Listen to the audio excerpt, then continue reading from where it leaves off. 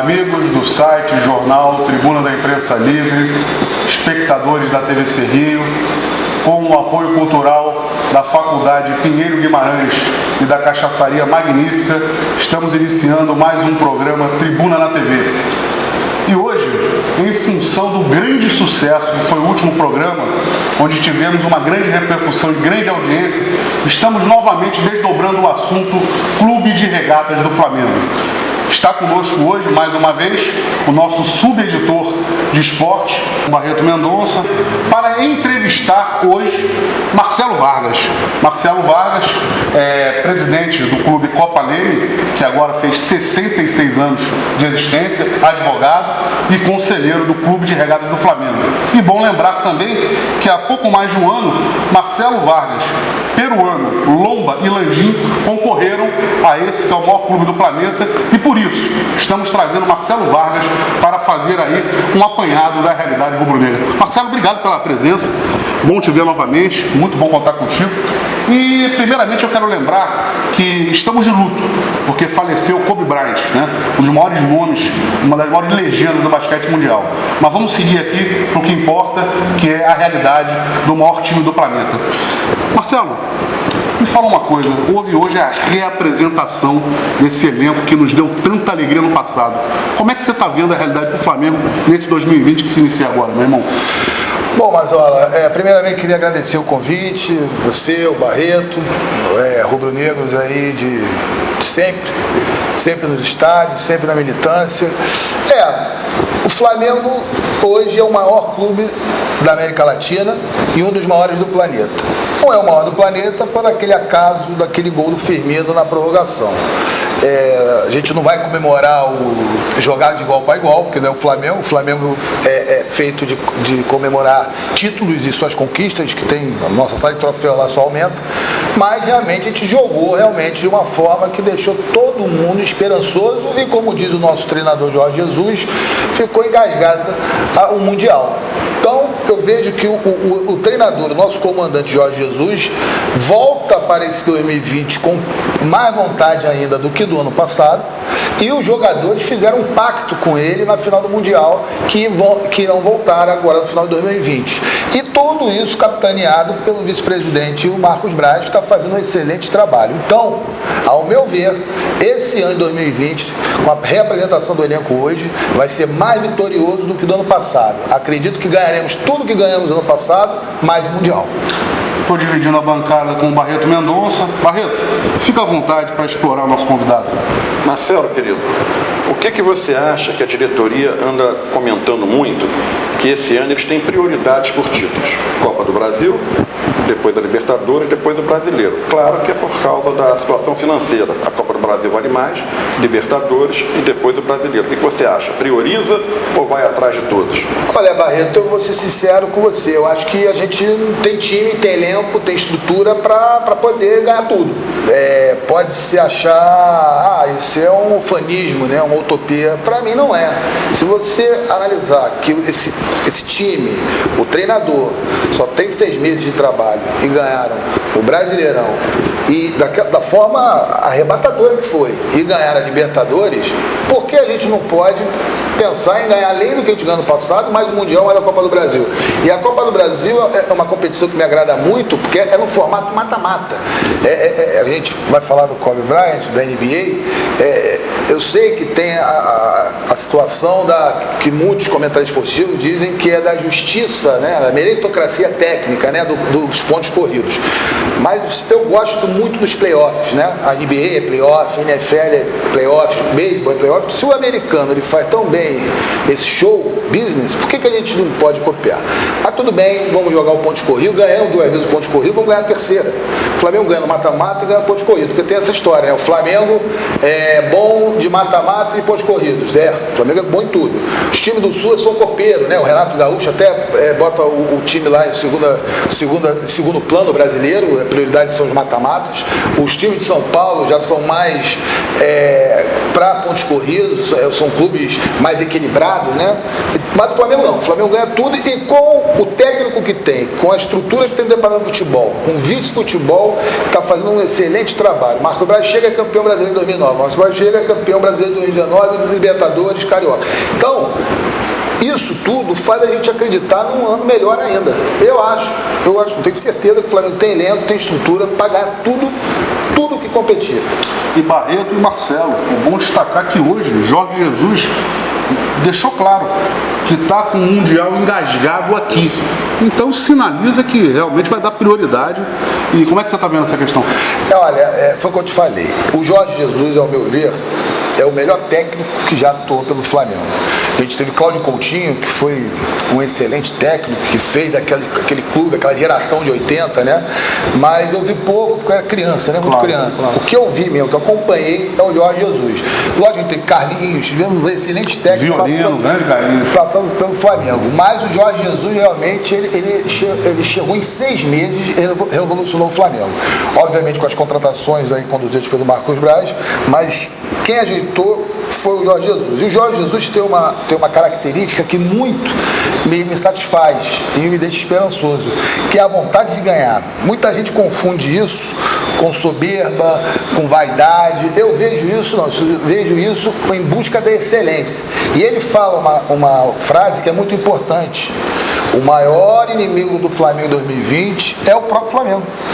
Então, quando ele fala que está engasgado com o Mundial, ele diz o seguinte: a gente vai ganhar esse Mundial porque a gente tem estrutura, tem elenco e tem técnico para ganhar o Mundial esse ano. E ele quer o Liverpool de novo, como pro rubro-negro, vai ser a negra, né?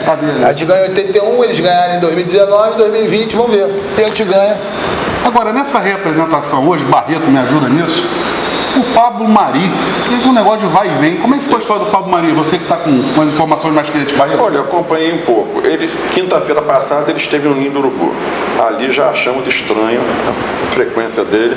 No meio das férias, ninguém tinha aparecido lá, a não ser ele. Do nada apareceu a venda. 10 milhões de euros. Tínhamos até anunciado na tribuna, né? Sim, mas o valor real é 30 milhões de euros. 30 milhões de euros. É a multa rescisória dele. Depois o Flamengo alegou que ele foi porque ele queria ir. Mas se todo mundo quiser ir, você vai liberar por praticamente 30% do que é realmente a multa dele, eu acho que está errado. Mas enfim, aí ficou aquela conversa de que o Flamengo, na hora de comprar, demora, vendem caro e o Flamengo se arrasta até conseguir. Na hora de vender, vende rápido. Né? Agora o cara chegou lá, ficou menos de 24 horas, está voltando, dizendo que houve um entrelado, alguma coisa aconteceu, que ele não está podendo ficar. Mas até agora a diretoria não veio dizer o porquê que ele não vai ficar depois de vender. Como é que você vê isso, Marcelo, essa questão? Olha, eu vou ser muito sincero, como disse o Barreto, a gente acompanha ele fora, né? As informações que a gente tem de pessoas ligadas ao departamento de futebol. O que eu acredito, isso é mais uma avaliação realmente externa, na informação de quem trabalha lá dentro, é que o Pablo Mari queria sim para a Europa, ele é europeu, a gente não pode esquecer que ele é um jogador europeu. Claro. Ele já teve passagem pelo Manchester City e o técnico atual do Arsenal era o técnico dele no Manchester City e gosta muito do futebol do Mari. Mas tem um fator aí que não é Flamengo, é Arsenal. Eles investiram muito e lá tem um fair play financeiro. Você não pode gastar tanto quanto eles estão gastando. Então, acredito eu que eles esticaram a corda para ver se conseguiam o empréstimo, para ver se o jogador dava certo, e se der certo aí, sim, no final do ano que vem eles contratariam. Porém, o presidente do clube, o Landim, nas redes sociais, deixou bem claro: Flamengo não vai liberar o jogador se não for por compra, não terá empréstimo. Foi o que aconteceu. É uma situação desagradável que a gente vai na ética. O Edu Gaspar, né, que hoje está na seleção lá na CBF, seleção brasileira, está lá no Arsenal, já teve na seleção brasileira, agora está no Arsenal. Veio ao Brasil, saiu com ele do aeroporto, tiraram a foto. Hoje em dia você sabe, vira um Big Brother, né? Por mais que você ache que está escondido, mas no aeroporto, tiraram a foto dele do lado do Pablo.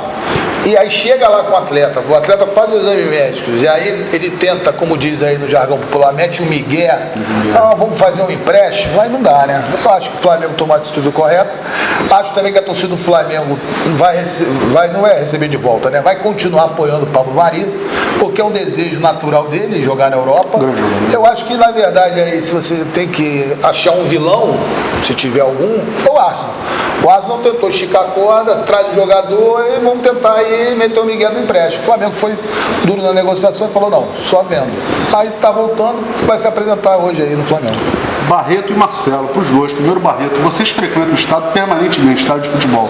Último jogo, Flamengo e Volta Redonda. Como é que você viu o jogo, Barreto? Olha, o Flamengo jogou bem. Até porque o Volta Redonda jogou e deixou jogar também. Isso foi importante. Eu acho que o Flamengo está despontando com um elenco muito jovem, mas muito bom.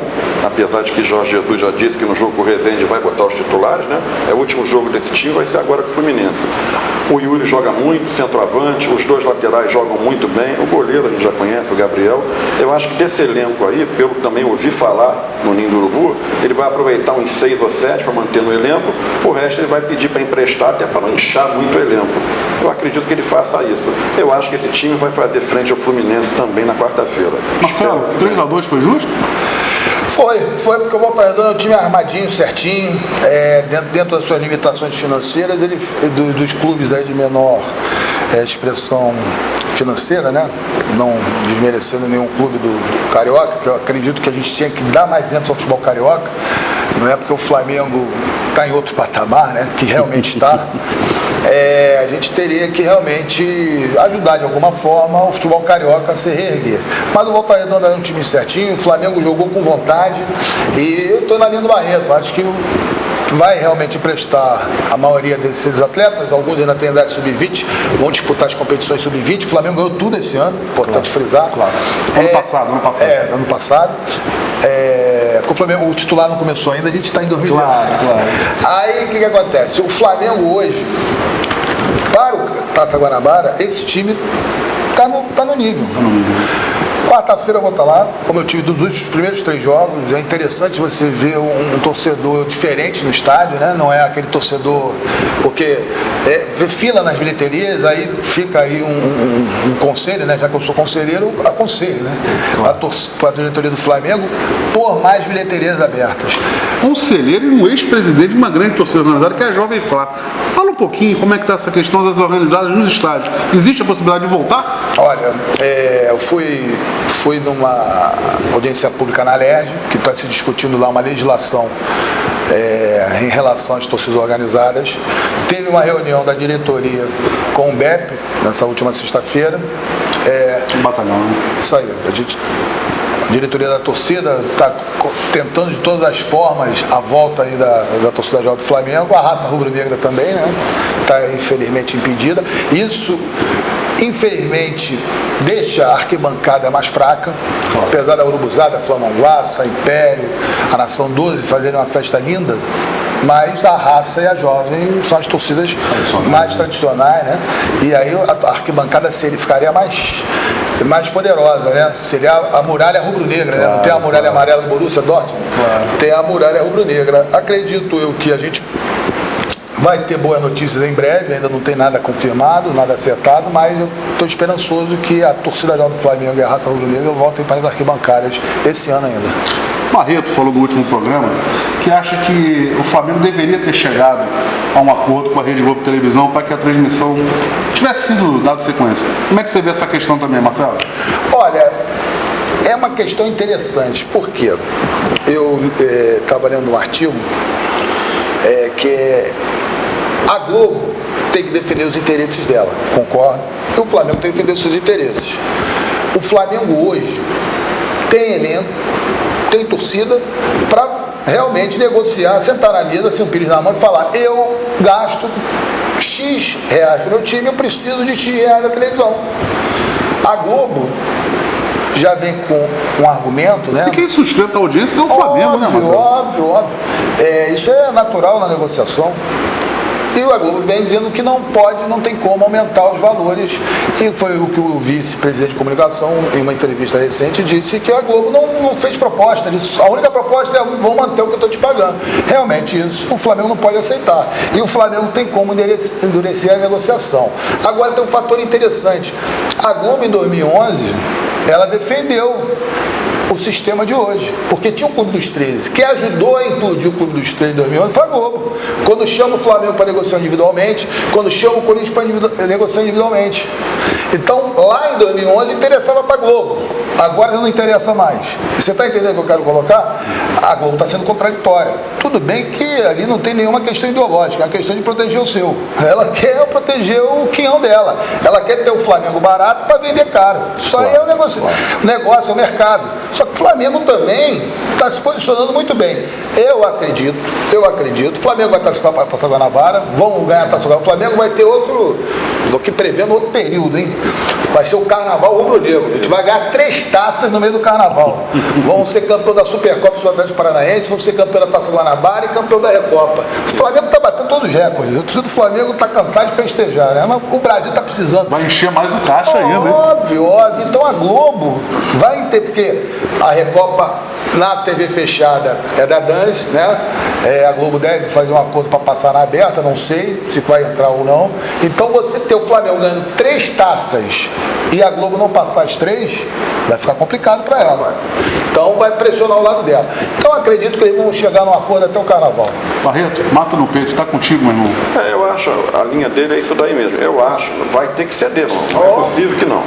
Até porque, como ele falou, vem 3 taças, Supercopa, Recopa, Taça Guanabara, tudo no espaço de praticamente 15 dias. Eu acho que eles vão ter que ceder. Agora que cedam logo, porque o torcedor precisa. O torcedor hoje em dia é difícil ele ter dinheiro para ficar ainda todo jogo comprando ingresso, mesmo a 50, 40, 20 reais. Claro. Porque não é só isso, é passagem, é o café, a cerveja.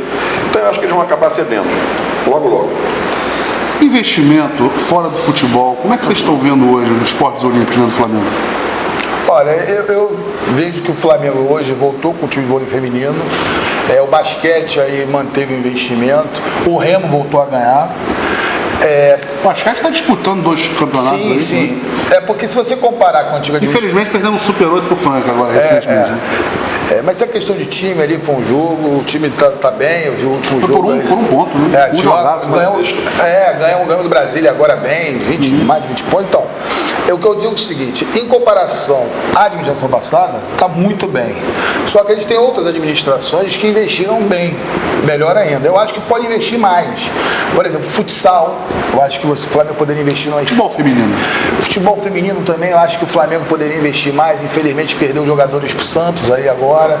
Acredito que essa parceria com a Maria é interessante. A gente até lá no Conselho Fiscal na época, a gente que começou esse intercâmbio no beach soccer. Mas eu acho que o Flamengo tinha que dar mais ênfase ao futebol feminino. Eu acho que você poderia ter ali uma pessoa só tratando de futebol feminino. Porque além da obrigatoriedade, que agora o Flamengo vai ter que ter o futebol feminino, que a FIFA obriga. O Flamengo tem que entrar por tudo para ganhar. Claro.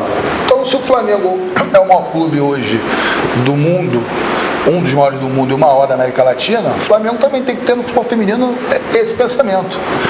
Eu não estou falando para fazer investimentos pesadíssimos, mas você tem que começar a tratar o futebol feminino de uma forma até mais profissional, realmente. Claro. Então, o futebol feminino, futsal, o vôlei masculino. Então, o Flamengo aí tem tradições nesses esportes olímpicos que eu acho que poderia dar mais ênfase. Agora, em comparação do que era, está muito melhor. Barreto, quer abordar alguma coisa? Uma coisa interessante, ele falou do esporte.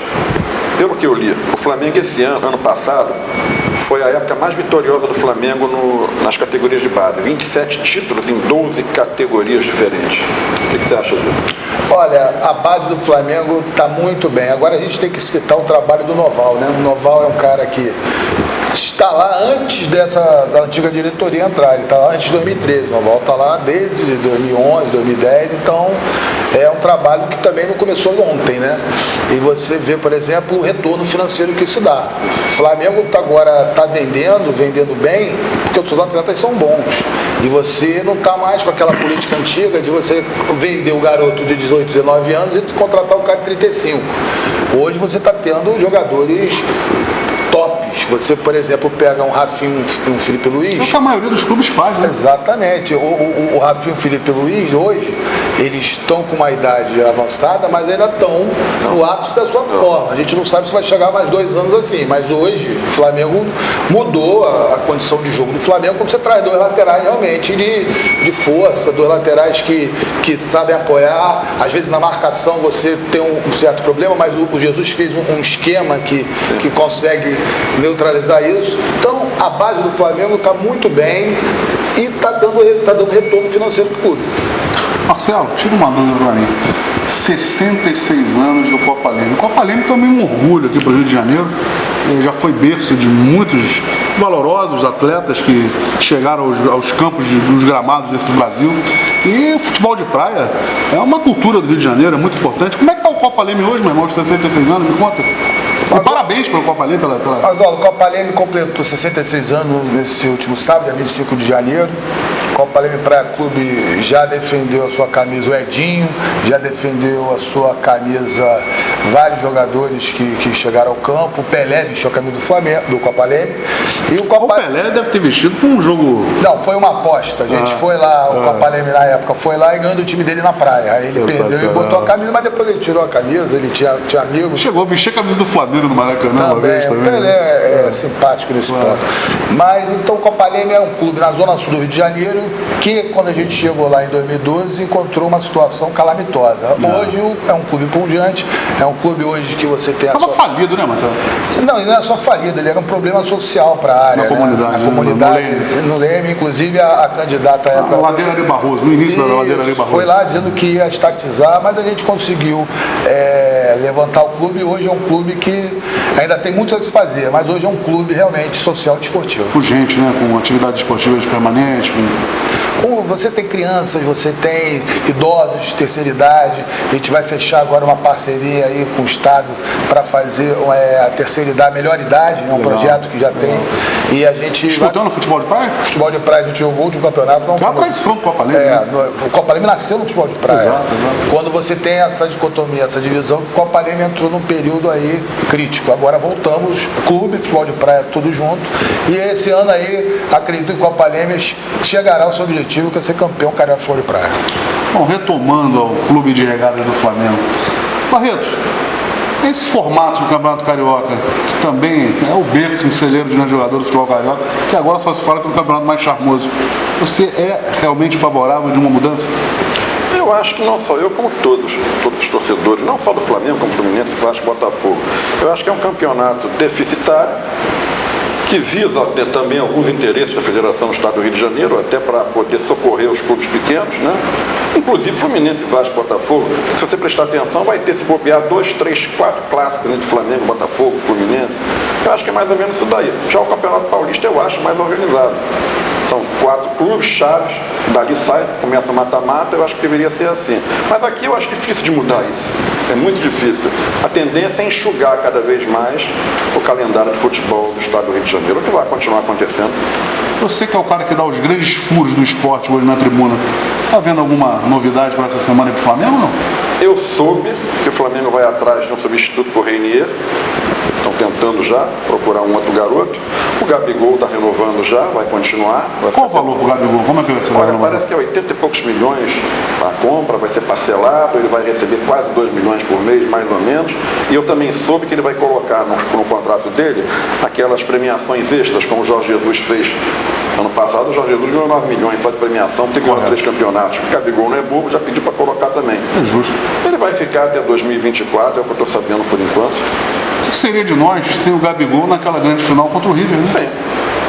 Aos 42 minutos, porque a gente estava ali meio numa situação, né? Ali entrou pra história. Entrou pra história, né? Se colocou do lado do Zico, hein? Pior que é. Tá faltando o Mundial agora, como disse o Jorge Jesus. Diz ele que vai buscar no final do ano.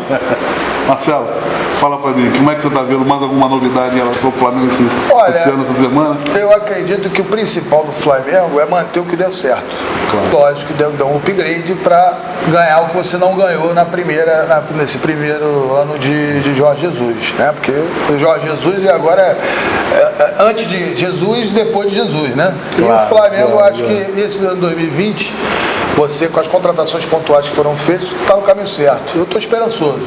Acredito que vamos ganhar o que a gente ganhou e muito mais.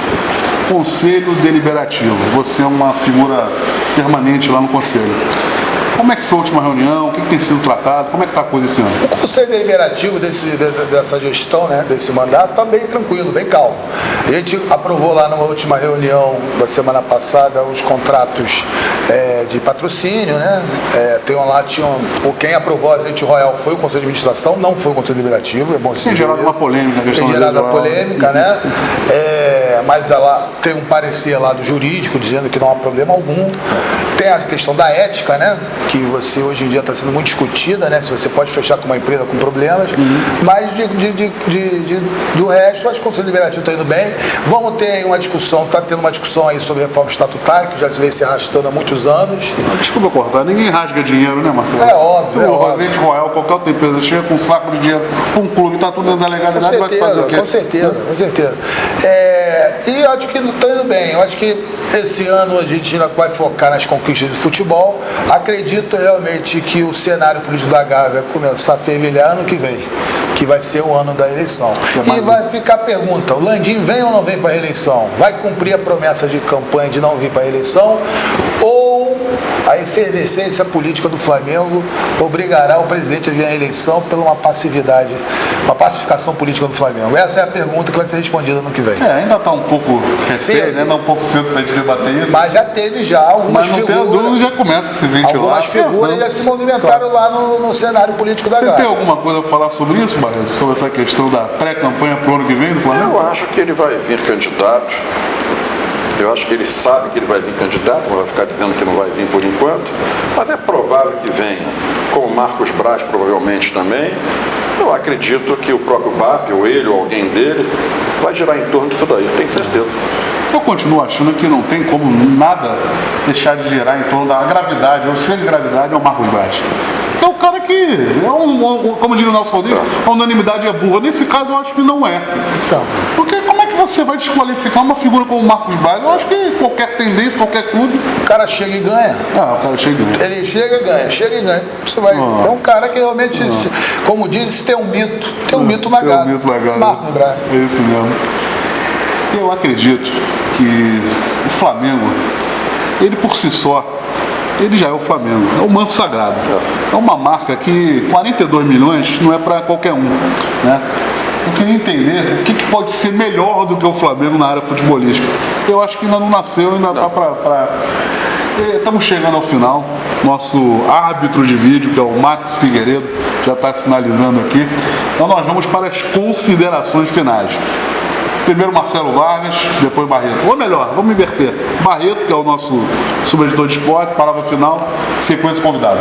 Lembrando que o Flamengo vai disputar 3 títulos agora, praticamente em 15 dias, Supercopa, Recopa e Taça Guanabara. Tenho certeza que Jorge Jesus é altamente qualificado, esperto, já está de olho, já está esquematizando o que ele vai fazer, se ele vai com o time principal numa competição ou não. Eu acho que ele vai com tudo que pode e vai misturar com esses 5 jogadores que chegaram aí, que já estão treinando há mais tempo. Provavelmente a gente vai ganhar esses 3 títulos, se Deus quiser.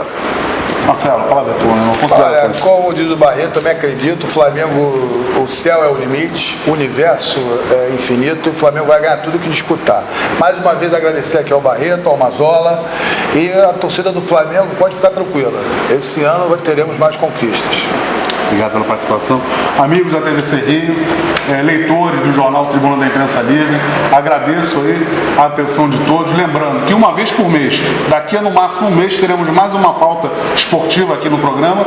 E muito obrigado pela presença de todos e até a próxima semana. Uma boa noite a todos.